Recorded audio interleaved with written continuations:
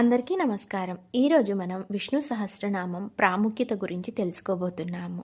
విష్ణు సహస్రనామం అనేది మహాభారతంలో భీష్మ పితామహుడు యుధిష్ఠిరునికి చెప్పిన దైవ రహస్యం.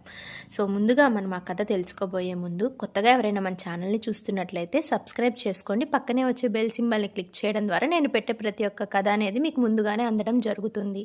ఇక ఆలస్యం చేయకుండా కథలోకి వెళ్ళిపోదాం. మహాభారతంలోని అనుశాసన పర్వంలో యుధిష్ఠిరుడు భీష్మ పితామహుని వద్దకు వెళ్ళి అడిగాడు, ఎవరు శ్రేష్ఠ దేవుడు? ఎవరి నామాన్ని జపిస్తే అన్ని పాపాలు తొలగిపోతాయి? ఎవరి శరణాగతితో మనకు శాంతి కలుగుతుంది అని. అప్పుడు భీష్ముడు చెప్పాడు, ఓ యుధిష్ఠిరా, ఈ ప్రశ్నలకు ఒకే ఒక సమాధానం ఉంది. అదే ఆ శ్రీ మహావిష్ణువు.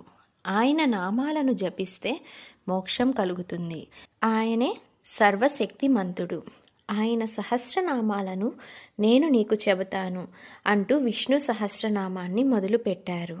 ఆ విధంగా విష్ణు సహస్రనామం అనేది మొదలైంది.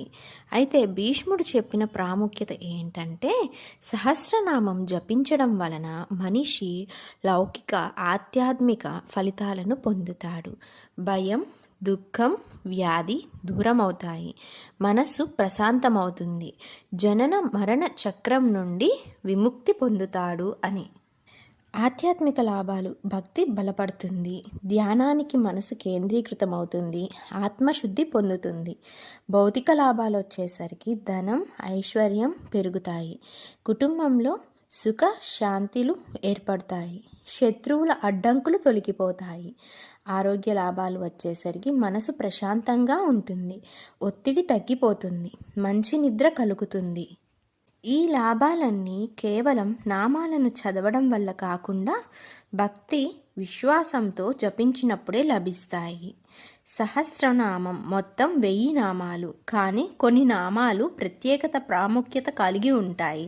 అవి ఓం విష్ణవే నమః అంటే సర్వవ్యాపి, ఓం మాధవాయ నమః లక్ష్మీపతి ధనాధిపతి అని, ఓం గోవిందాయ నమః గోపాలకుడు రక్షకుడు అని, ఓం నారాయణాయ నమః సర్వలోకాల అధిపతి, ఓం జనార్దనాయ నమః సర్వజీవులను రక్షించేవాడు, ఓం పద్మనాభాయ నమః హృదయంలో విశ్వాన్ని ఉంచినవాడు అని అర్థం. అయితే ఉదయం బ్రహ్మముహూర్తంలో పఠిస్తే ఉత్తమం. ధూపం, దీపం వెలిగించి కూర్చోవాలి. శుద్ధమైన హృదయంతో నెమ్మదిగా జపించాలి.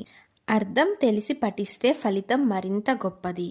ప్రతిరోజు సాధ్యం కాకపోతే కనీసం శనివారం లేదా పౌర్ణమి రోజుల్లో పఠించాలి. అంతేనండి. తరువాతి వీడియోలో